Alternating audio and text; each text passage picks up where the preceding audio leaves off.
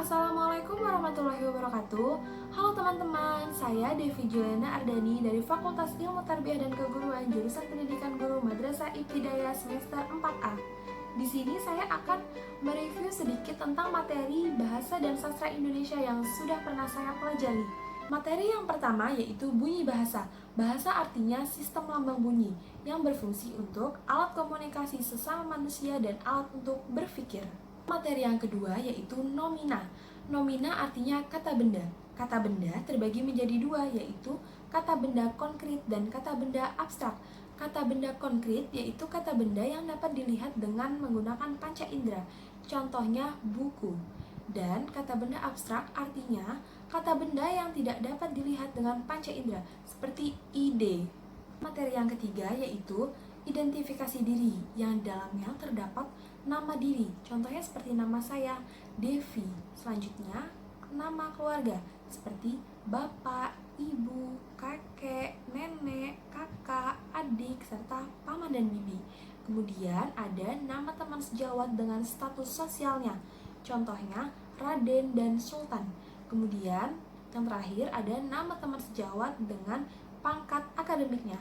Contohnya seperti dosen pengampu dari pembelajaran BSI ini, yaitu Bapak Dindin Ridwanuddin MPD. Yang keempat yaitu kalimat sapaan. Kalimat sapaan adalah kata yang digunakan untuk menyapa orang lain dengan memperhatikan etika dan norma berbahasa. Contoh dari kalimat sapaan terhadap orang yang lebih tua seperti Pak, contoh dari kata papa, Bu, contoh dari kata ibu. Dan untuk yang teman sebaya, biasanya langsung menyebutkan namanya, seperti halo Elma. Materi yang kelima yaitu prolog, dialog, dan epilog. Prolog artinya naskah yang berisi tentang pendahuluan. Dialog artinya percakapan yang dilakukan oleh dua orang atau lebih. Epilog artinya penutup atau akhir dari sebuah cerita.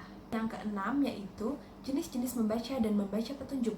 Jenis-jenis membaca ada dua, yaitu membaca nyaring atau bersuara dan membaca senyap atau dalam hati. Kemudian membaca petunjuk merupakan kalimat perintah untuk melakukan sesuatu. Materi yang ketujuh yaitu tata cara membaca puisi dan prosa. Yang perlu diperhatikan ketika membaca puisi yaitu kejelasan artikulasi, ketepatan intonasi, ketepatan gerak tubuh, kelancaran dan kecepatan dalam membaca, dan memahami makna dari puisi. Sedangkan tata cara membaca prosa yaitu membaca seluruh ketentuan cerita serta menandai dan mencari makna-makna yang sulit. Materi yang kedelapan yaitu menulis huruf tegak bersambung. Nah, kemampuan ini adalah kemampuan menulis dengan menggunakan tangan yang menghasilkan huruf yang bersambungan antara huruf yang satu dengan huruf yang lainnya. Materi yang kesembilan yaitu ringkasan. Ringkasan merupakan kegiatan meringkas sesuai dengan bahasa dan urutan materi. Sedangkan ikhtisar merupakan kegiatan meringkas namun tidak perlu sesuai dengan urutan materi dan boleh menggunakan dengan bahasa sendiri. Materi yang ke-10 yaitu parafrase. Parafrase merupakan pengungkapan kembali suatu konsep dengan cara lain dalam bahasa yang sama tanpa mengubah maknanya. Teknik membuat parafrase ada dua, yaitu dengan lisan maupun tulisan. Materi ke-11 yaitu surat resmi dan surat tidak resmi. Surat resmi biasanya ditulis dengan bahasa yang resmi dan ditujukan kepada lembaga daerah ataupun instansi.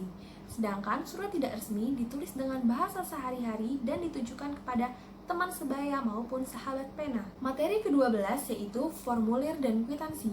Formulir berisi tentang data-data yang harus diisi. Contohnya, formulir pendaftaran sekolah.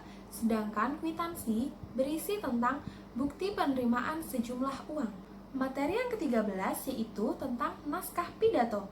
Pidato merupakan pengungkapan suatu pikiran dalam bentuk kata-kata yang ditunjukkan kepada orang banyak. Susunan dari pidato yaitu ada pembukaan, pendahuluan, isi pokok, kesimpulan, dan harapan. Metode membaca pidato yaitu dengan cara menghafal atau menggunakan naskah ataupun tanpa naskah. Sekian yang dapat saya sampaikan, kurang lebihnya mohon maaf. Wassalamualaikum warahmatullahi wabarakatuh.